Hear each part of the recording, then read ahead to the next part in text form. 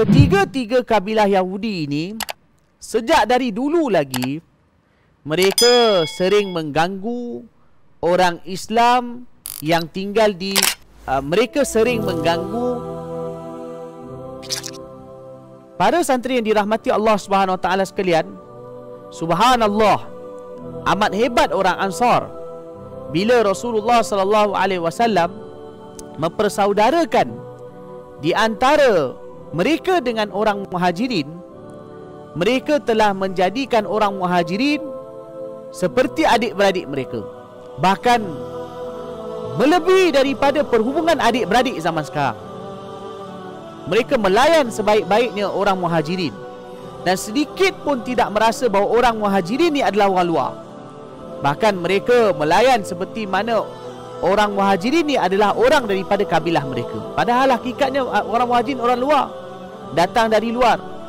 Sehingga kan dalam kitab sirah dan hadis disebutkan Rasulullah sallallahu alaihi wasallam mempersaudarakan di antara Sayyidina Abdul Rahman bin Auf radhiyallahu anhu dengan Sayyidina Sa'ad bin Rabi' radhiyallahu anhu. Bila baginda sallallahu alaihi wasallam mempersaudarakan mereka berdua, Sayyidina Sa'ad bin Rabi' radhiyallahu anhu, beliau ialah daripada kabilah orang Ansar, daripada kabilah Khazraj. Beliau berjumpa dengan Sayyidina Abdul Rahman bin Auf radhiyallahu anhu. Beliau berkata bahawa ini harta aku, kebun aku.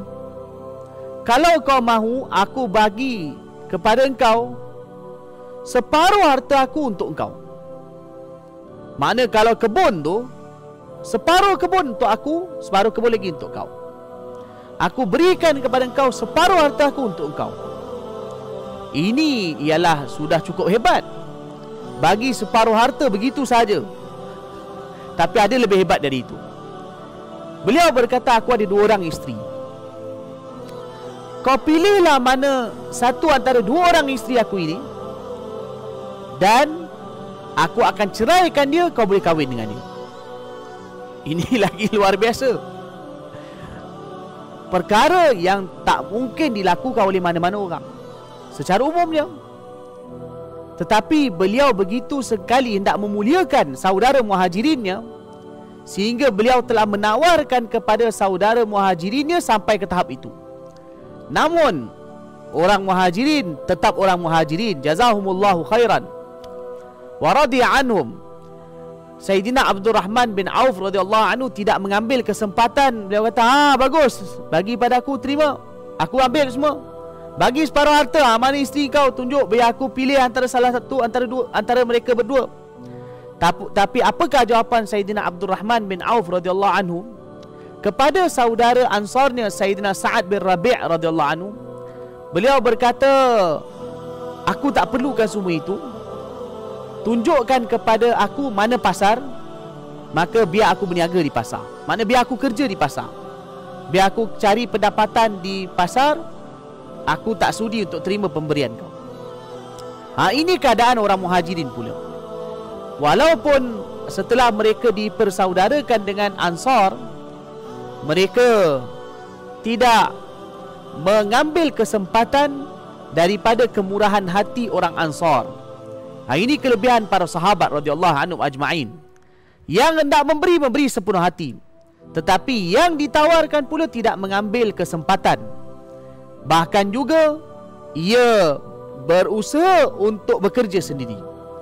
Kerana itu Allah Subhanahu Wa Taala menjadikan golongan Muhajirin dan Ansar golongan yang terbaik, menjadi contoh bagi kita semua. Para santri yang dirahmati Allah Subhanahu Wa Taala sekalian, ini ialah usaha yang kedua yang dilakukan oleh Rasulullah sallallahu alaihi wasallam di Madinah. Usaha yang ketiga ialah sesampainya Rasulullah sallallahu alaihi wasallam di Madinah. Di Madinah ada 3 kabilah Yahudi yang mereka telah tinggal sejak sekian lama di bumi Madinah, yaitu kabilah Yahudi bernama kabilah Bani Qaynuqa, Bani Nadir dan Bani Quraidah. Bani Qaynuqa, Bani Nadir dan Bani Quraidah.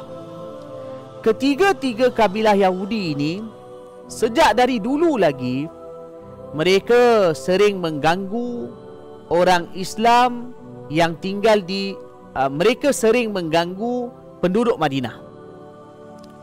Jadi mereka sering mengapi-apikan pergaduhan di antara orang Arab. Dan kemudian mereka ialah orang yang mahir dalam pertukangan membuat senjata. Bila orang Arab bergaduh sama mereka, Aus dan Khazraj, maka yang membekalkan senjata kepada orang Arab ini ialah orang Yahudi.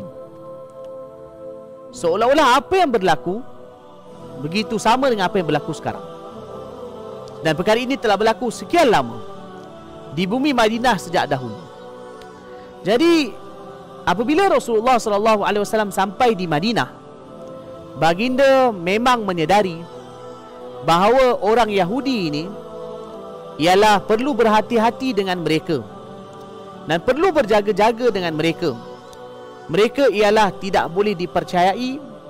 Namun baginda SAW tetap mengamalkan sifat toleransi dan sifat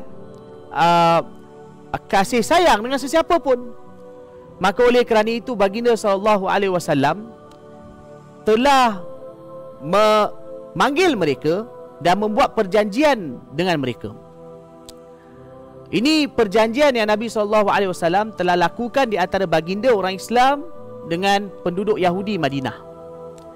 Jadi isi perjanjian tersebut ialah, antara dasar utamanya ialah kami tidak ganggu kamu, kamu pun jangan ganggu kami. Maknanya kami orang Islam tak ganggu kamu, dan kamu pun jangan ganggu kami. Dan juga kalau ada mana-mana orang luar hendak datang serang kami, maka sebagai tuntutan kamu juga penduduk Madinah, kamu kena bantu kami. Jangan bantu orang luar tu. Dan kalau ada orang luar yang nak serang kamu, maka kami sebagai penduduk Madinah pun akan bantu kamu. Sama-sama kita mempertahankan bumi Madinah daripada serangan luar. Ini adalah antara isi penting perjanjian antara Nabi SAW dengan Yahudi Madinah, supaya untuk menjaga ketenteraman kedua-dua belah pihak, supaya mereka tak ganggu Islam, orang Islam pun tak ganggu mereka.